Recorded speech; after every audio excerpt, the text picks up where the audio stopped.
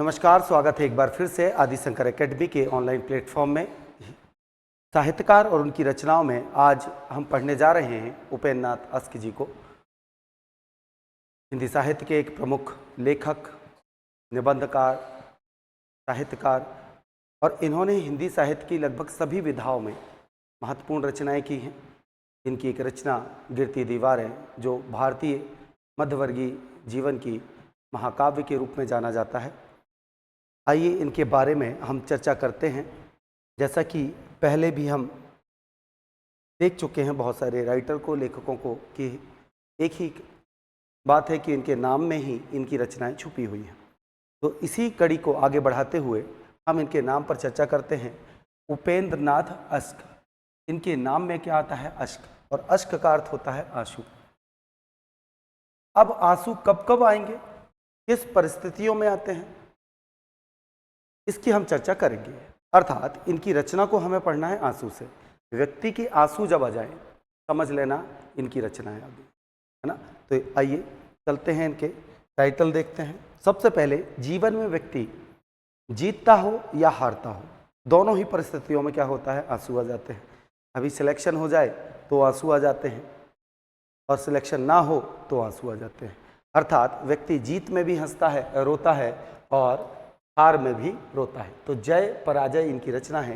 व्यक्ति जय में भी क्या होता है? आंख भर आती हैं, और पराजय होने पर भी आंख भर जाती है। आंसू निकालने के लिए पलकों को उठाना और गिराना पड़ता है। कहते हैं ना, आंख भर आती है। आंख भर आएंगी, पहले आप पलकों को जैसे ही गिराएंगे आपके आंसू बाहर आ जाएंगे। तो पर्दा उठाओ, पर्दा गिराओ, कैसे आ जाएंगे? आंसू आ जाएंगे। यदि कोई व्यक्ति हमारे जीवन में है और वह बदल जाए, तो कहते हैं ना, उसने अपना रंग दिखा दिया। तो नए रंग जब दिखाता है तो क्या होते हैं? आंख भर आती है, आंसू आ जाते हैं। ठीक, जब कोई अपना बिछड़ जाता है और रास्ते अलग अलग हो जाते हैं तो हमारी आंखें भर आती हैं। तो अगली रचना क्या है? अलग अलग रास्ते।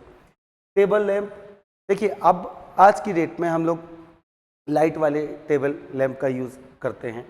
पहले आप जाओगे तो जब लाइट नहीं हुआ करती थी तो लालटेन आती थी, है ना, लैंटर्न से बना हुआ शब्द लालटेन। और एक लैंप होता था, भपका होते थे, है ना, मिट्टी तेल का कोई भी एक डिब्बे से बत्ती निकाल के जला ली, उसी में पढ़ते थे। तो आँखों में क्या होता है? मिट्टी तेल जलता है तो जलन होती है, तो क्या हो जाएगी?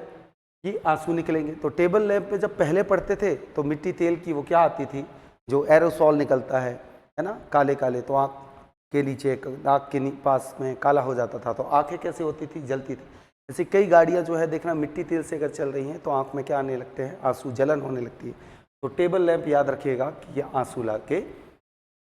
जब आपके जीवन में कोई पैतरे दिखाने लगे, है ना, तो दुख होता है, तकलीफ होती है, आंख भर आती है। उसी प्रकार से स्वर्ग की एक झलक अगर आपको मिले और आपको नर्क में डाल दें, है ना, स्वर्ग की एक झलक, कहते हैं ना, एक लड्डू दिखाया और फिर नहीं दिया तो बच्चा कैसे रोने लगता है। तो स्वर्ग की एक झलक दिखाई आपको और कहाँ डाल दिया? नर्क में। तो आप क्या करोगे? बच्चे जैसे मचल जाओगे, रोने लगोगे। जीवन जब सूखी डाली की तरह हो तो आंख भर आती है। गाने में अगर दम हो, है ना, अच्छा सिला दिया तूने मेरे प्यार का, तो पक्का गाना, जब गाने में दम है तो आंखें भर आती है। अरिजीत सिंह के गाने सुनते होगे, है ना, तो आंखें कैसे हो जाती हैं? तो गाने में दम होना चाहिए। तो पक्का गाना, अगर गाने में दम है तो आपकी आंखें क्या हो जाती हैं? भर आती हैं। पापी हमेशा जीवन में क्या करता है? रुलाता है। और लक्ष्मी का स्वागत, है ना, लक्ष्मी का स्वागत, अचानक दरवाजा खोला, 2 करोड़ रुपए, आंख भर आएंगे, अरे भाई 10 करोड़ 50 करोड़। ऐसी घर में जब बिटिया पैदा होती है तो क्या होता है?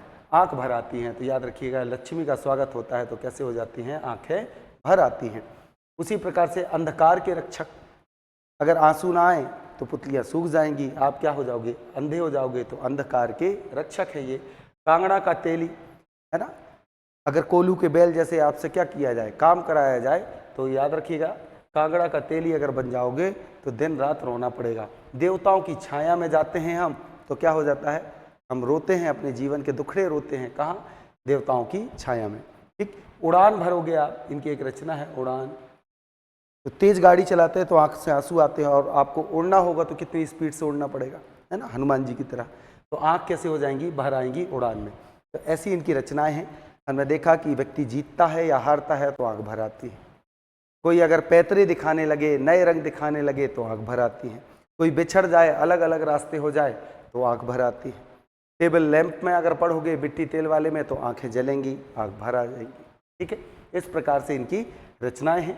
तो आशा करता हूं कि उपेंद्र नाथ अस्त की रचनाएं आपको याद हो जाएंगी। बड़ा आसान तरीका है, एक के बाद एक ऐसे ही राइटर हैं, लगभग सारे राइटर हैं जो महत्वपूर्ण हैं, उनकी रचनाएं पूछी जाती हैं। तो मैंने आपको लगभग बहुत सारे राइटर कराए हैं, आगे भी अब कम से कम 25-30 राइटर और हैं जिनको हमें पढ़ना है और एक एक करके केवल इनके नाम को देखना है। देखिए, एक कहानी है, केवल और केवल मेरा प्रयास है कि भाई 100 राइटर, अगर मुझे 50 राइटर ही पढ़ना है, मान के चलिए 50 राइटर, और इनकी अगर 20 रचनाएं भी मुझे याद करनी पड़े या 10 रचनाएं भी याद करना पड़े तो कम से कम 500 रचनाएं होती हैं या फिर 1000 रचनाएं होती हैं। कहाँ तक याद कर पाएंगे हम?